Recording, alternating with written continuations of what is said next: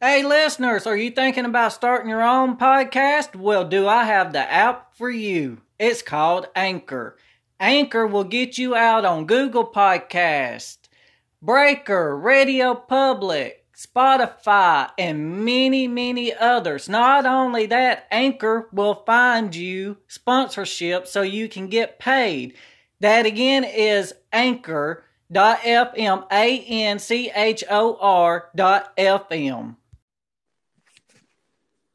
Hello. Hello. Hey, Jim, there you are. How are you? I'm good this evening. How are you doing? I can't complain. That's good. I think it's saying we're recording on my end. Is it recording on yours? That's what it says. All right. Good. I'm glad we got a good connection. I do apologize for what happened last month. It turned out to be my modem with the internet. Well, life happens. I understand. So, Well, I guess we'll go ahead and get started. I'm going to let you basically take the show and just tell me all about what you do and others and how you got into the business and whatever you can think of. oh boy. Guess I should start. I'm Jim Malliard. You can find my show at mallard.com. MALLIARD.com. Any of the popular social media, just search Mallard, spelled the same way, you'll find me. I'm not that hard. LinkedIn, Instagram, YouTube, Twitter, Facebook, anywhere. Pretty much. Started my show in 2011. Jeez, oh Pete, that's almost, it'll be 9 years here in May.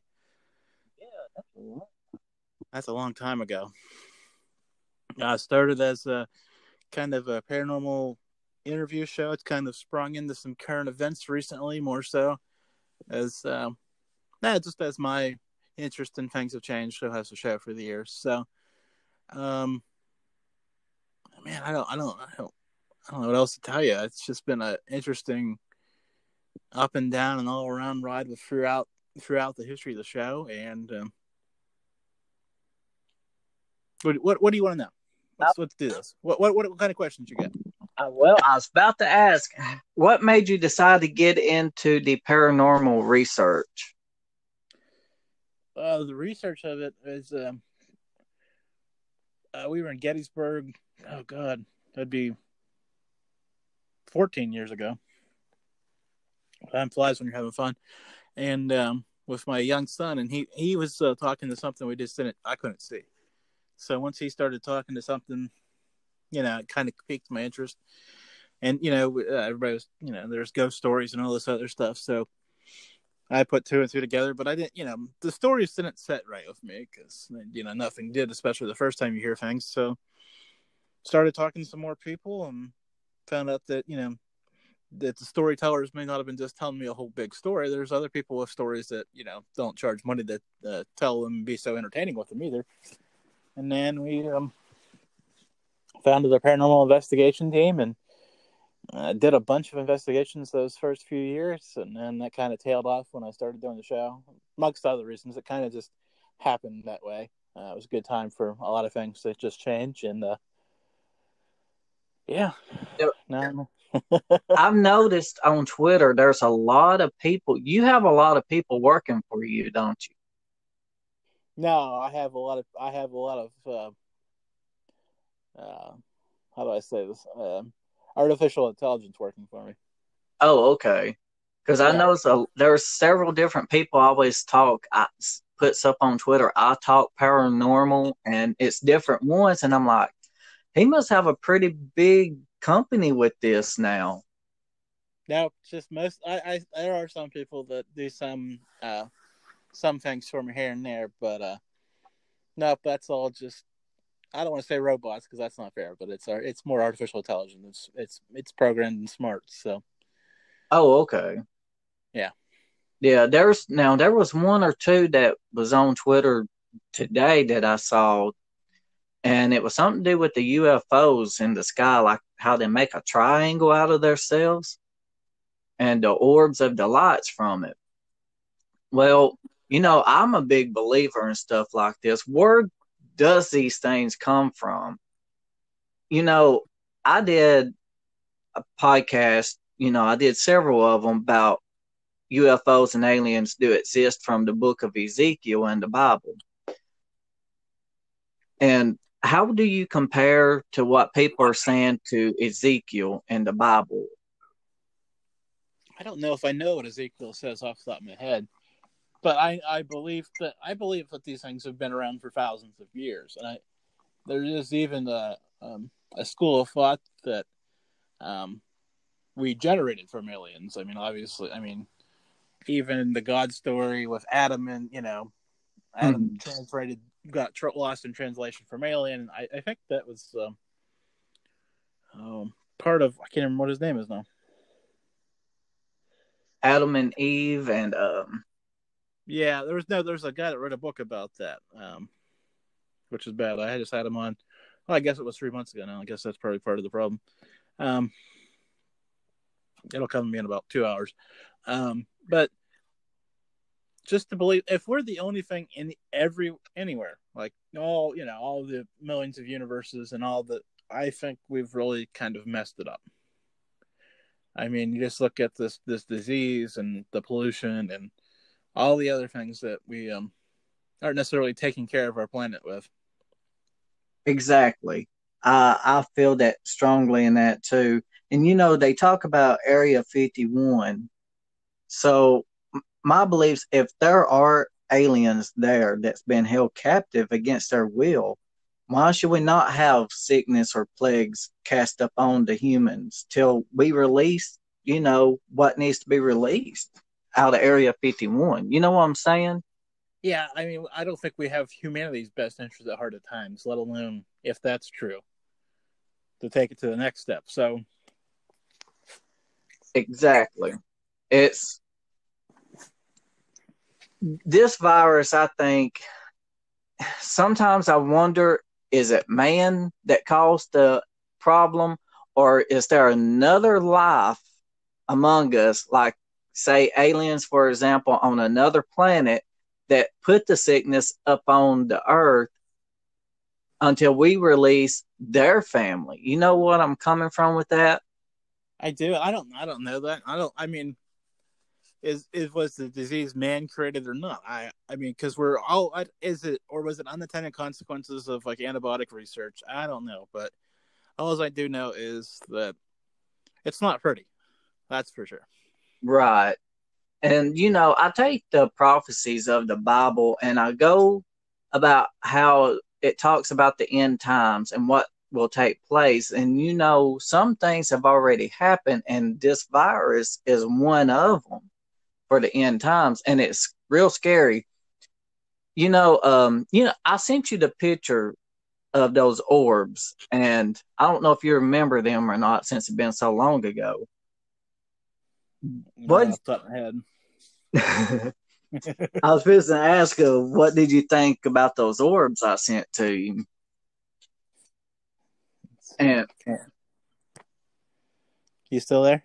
Yeah, I'm still here. Okay. Then I'm gonna slide back over to this other app and take a look. Yeah. Orbs are tricky because when you want to get one shot of them, makes you believe something, and then I don't know. That's the problem. Right. I'd like to see more of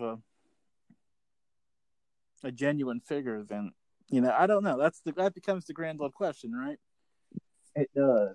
And see, I caught them with my phone, and that was just by an accident. Yeah, I was gonna say, phones are great because they process out a lot of that stuff most of the time. I didn't know that.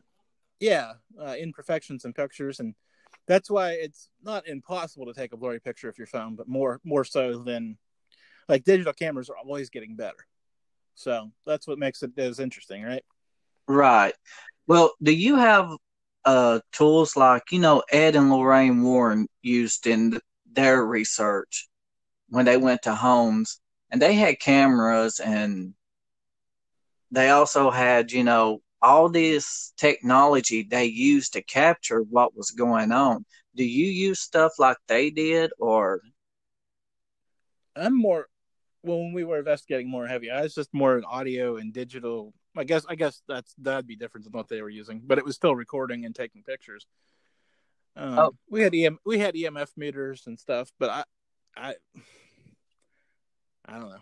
Again, I don't know what I was. I mean, there's always the potential for spikes and reading stuff, and there is a EMF.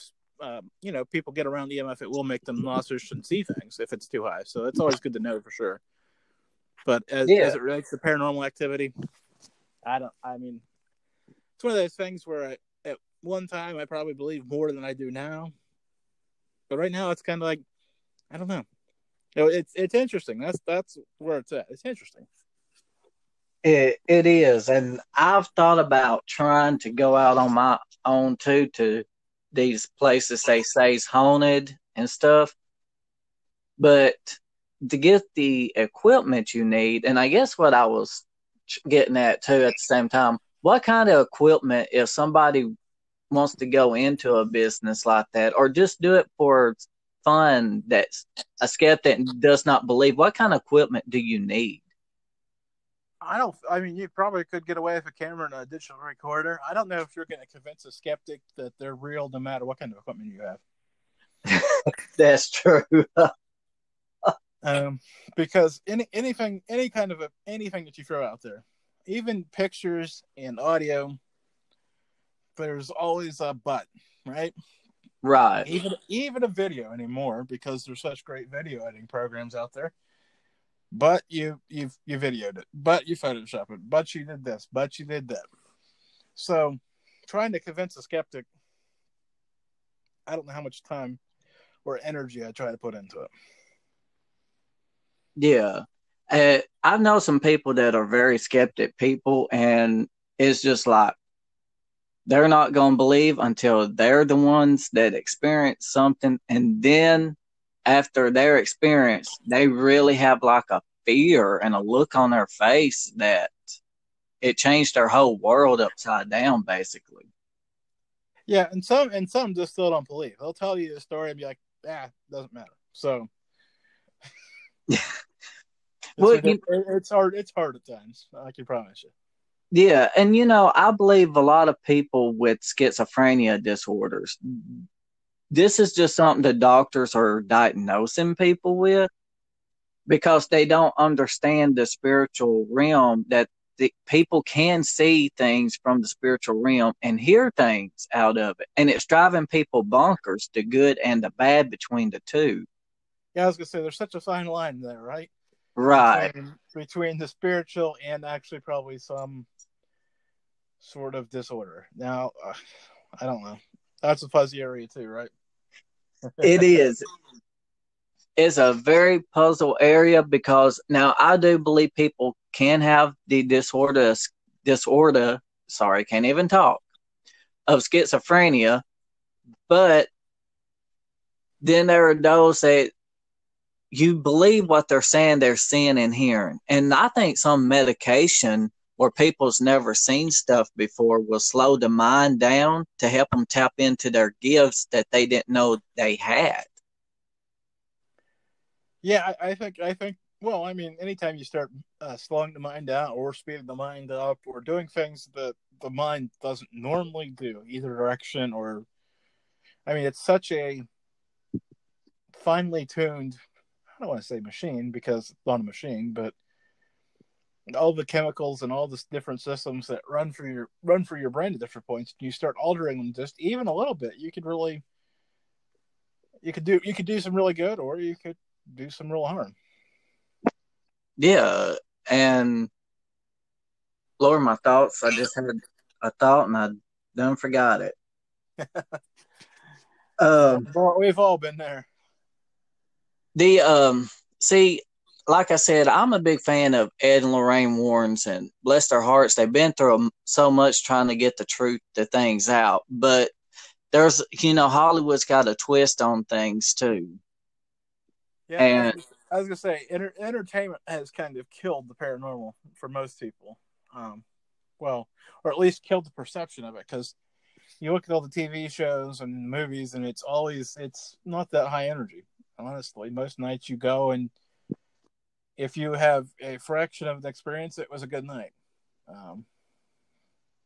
It's not like TV shows where there's always something happening every 4 minutes, plus a major cliffhanger right before the commercial. Right. And that's just to keep their attention going. For if the audience really knew that the skeptics that watches stuff like this, that thinks it's just movies, and those that do believe, that's never experienced it, they don't realize how it really works. It's not every few minutes this goes on. It finally gets to a point to where it just does harm, but it's not, like you said, every 4 minutes like they show in the movies. Yeah. I was gonna say that, and that's part of the skeptics problem, right? Because Right. they see all this stuff, and then you try to have it happen in real life, and as it could be every 4 days, you might get an action instead of every 4 minutes. It just becomes used to tables. It's kind of like watching a fishing documentary or something that you keep popping them in. Well, we all know that isn't real either. Well, for most of us, at least. Right. And have you got to experience anything yourself, like hearing from the spiritual realm out on your journeys and seeing things, apparitions and stuff? Yeah, I've had a few brief moments of seeing things. I don't know if I've heard anything that's. I mean, sometimes I wonder if I'm just talking to myself. So I kind of rule that all. I don't know. But I've seen some definite things that have made me go, for sure. I'm trying to think of one. Actually, the most recent one happened. Let's see. Last week, I think it was. Seen a guy walking across the road, and I slowed down for him, and got close enough. I was going to wave, kind of being the neighbor thing, and couldn't find him. He just disappeared, and I went, well then, that wasn't cool. Right. Sometimes you can see things from your corner of your eye, and you're like, I'm just seeing things. And a lot of people think, well, my brain just played tricks on me, or my eyes were playing tricks. I didn't see someone standing there in just that minute and then gone. And they really did. They saw. Yeah, I mean, it wasn't just out of the corner of my eye. It was enough to make me slow down to the point where, and then gone. So we're talking, 12, 15 seconds worth of seeing something for it to then just disappear. Right. And seeing it in a form that was, well, obviously person-like enough to make me want to not run them over, so to speak. Exactly. And, I see some YouTube videos where people will catch apparitions, and they'll have it recording. Like one I saw, this person kept seeing a woman from their dash cam, and every time they went around a curve on this road, the same woman would appear. And finally, she was just out in the middle of the road and just really showed herself that time, and they backed up and left. But it's kind of one of those things.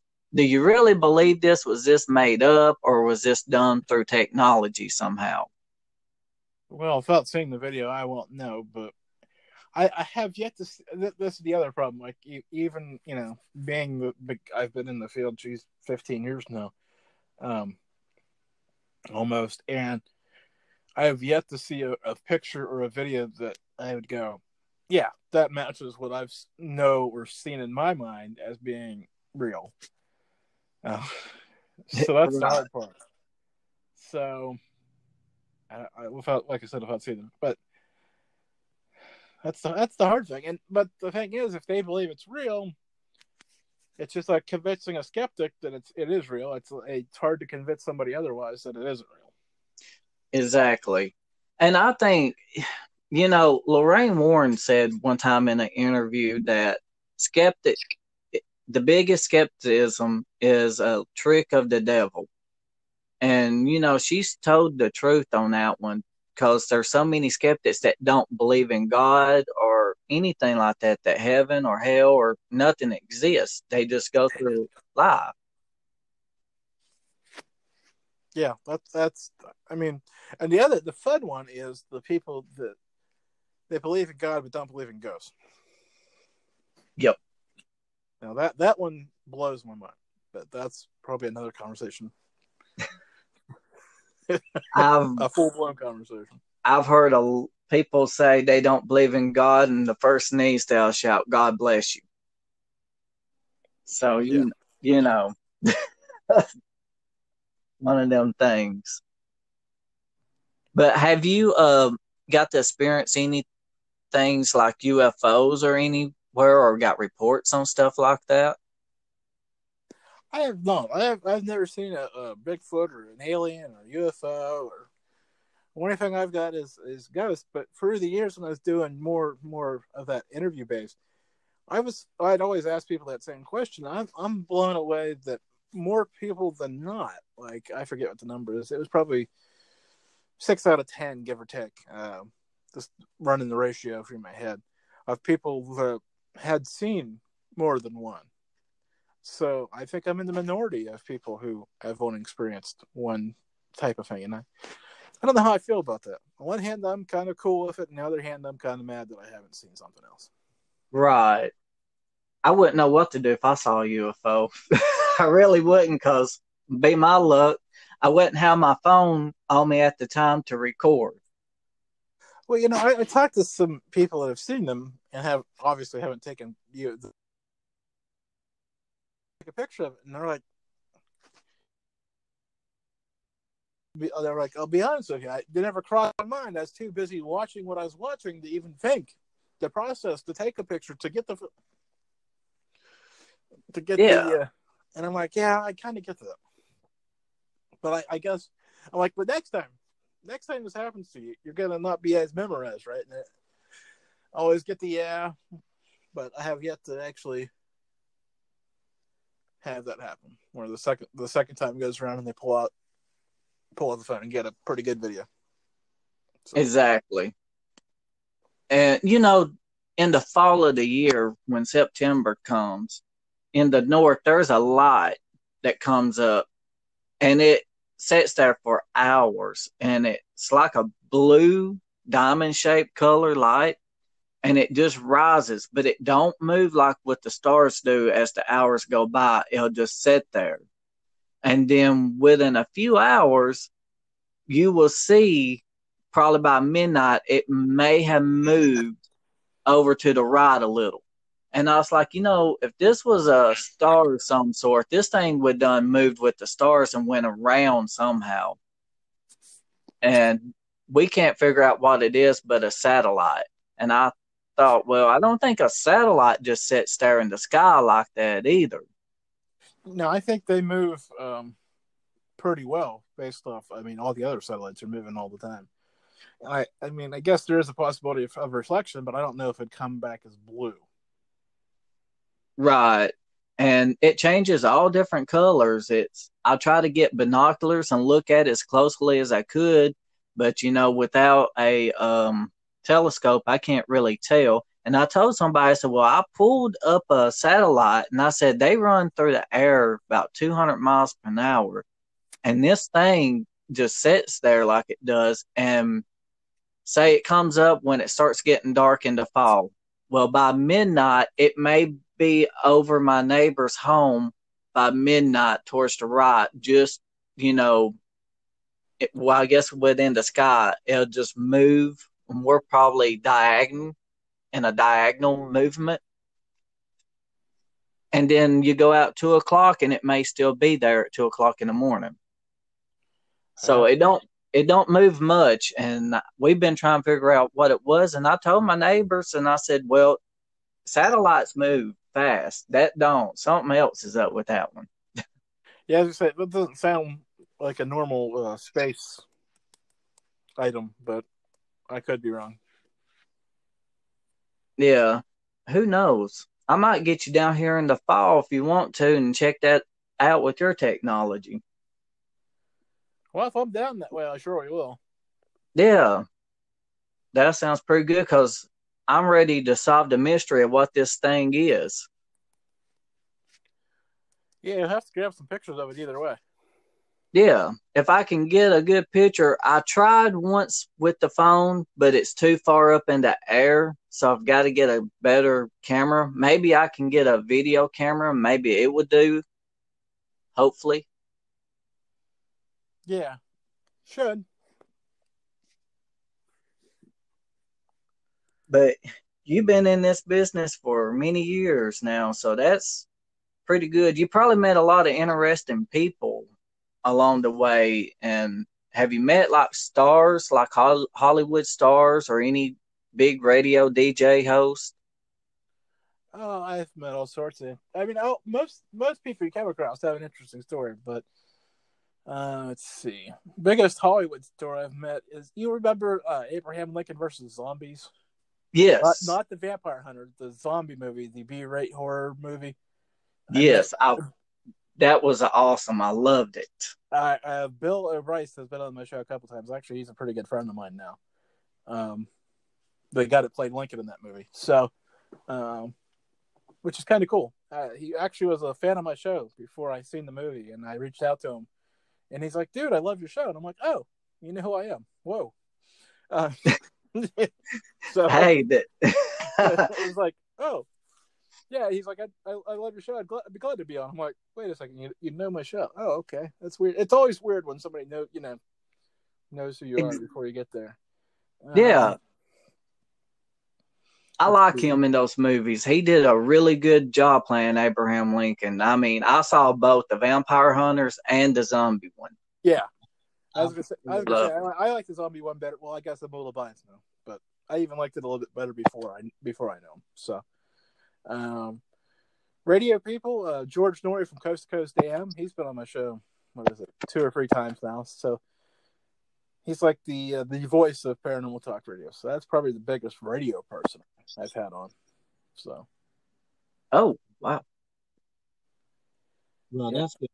it's interesting to get him on the other side of the microphone because you normally hear him asking the questions. So I do enjoy the time that I get to ask him the questions for. So.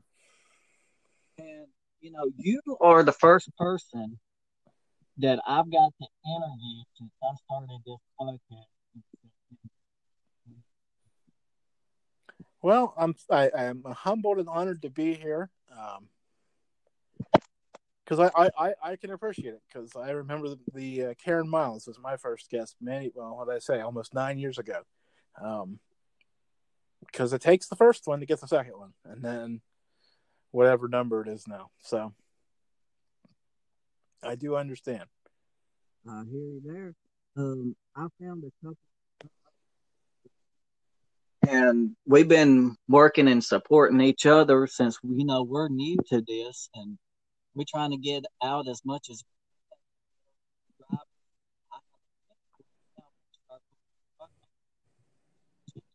I don't know what you did, but you're really low right now. Am I low? Yeah. I'm sorry. It's raining here, and the weather.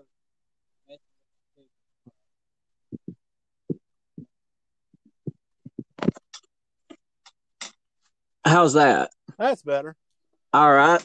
I've got to get up against the window to get the signal in here. I get teased a lot by a friend of mine says, you got to go outside and climb the antenna. I'm like, yep. Pretty much, right? Right. But I still, that's amazing. You got to meet the guy who played Abraham Lincoln. Well, he was on my show. He was on my show. I haven't met him yet, but oh, okay. He was just on the show. Okay. Yeah. That's amazing, man. Yeah, like I said, I do enjoy. Like I said, but everybody's got a good story though. I don't want to say everybody. I guess there have been a few clunkers along the way, but exactly. Most people have a good story, and most people are happy to share it. So, hey, you can't go wrong there. Has anybody asked you to come into their homes to do like Ed and Lorraine Warren did, or you just go to these places you hear about? Oh, I've been in a few homes through the years. But yeah, I'm very conflicted about that. Like, because even if I go in and do it, as like we mentioned, if the activity isn't happening then, and I don't want to say I provoke, but there are times that I get frustrated. And I don't want to be stirring up something, making somebody a spirit mad, or causing things like that. If I, be a disruptor. Exactly. I hear you can anger the spirits, and it was on our local news, and I had a bad feeling what they was talking about up in Hampton Cove, Alabama area. They are building a subdivision there on the Indian burial ground. Oh, that's always a good idea. Yeah. And I thought, Lord, it's going to be another poltergeist movie for sure. Yeah, I don't understand. I mean, there's a lot of land that isn't burial grounds. I don't think it matters who's buried there. I think there's just a lot of ground. I mean, that isn't burial grounds. Right. It doesn't matter if it was 4 days ago or 400 years ago. We just need to honor that, because that's just. I mean, honestly, that's just bad karma, right? Let alone anything else. Yeah. And like we was talking about skeptics, they don't believe until this happens. And now, if I was reading correctly, when I pulled up the movie Poltergeist, I didn't realize they based that off of a true story that I think took place in England or something similar to a place like that. Oh, it's been a while since I've seen that movie, but I do recall hearing it was based on a true story, but I don't remember where. Yeah. I've got all three movies and I love it. And I was like, that is so true. You don't mess with the cemetery no matter what. So, well, Jim, it's been good having you on the show, and I look forward to having you back some more. Sounds good, Abe. Thank you for having me. And yes, definitely stay in touch and let me know when they get posted. I'll share them with my network. I will, and thank you for joining me, and we'll keep in touch, and it's been good. Have a good night, man. You too. Folks, this has been Abe's Front Porch Talk. I had a special guest with Jim Malliard. Hope you enjoyed this. Thank you, Jim. Thank you.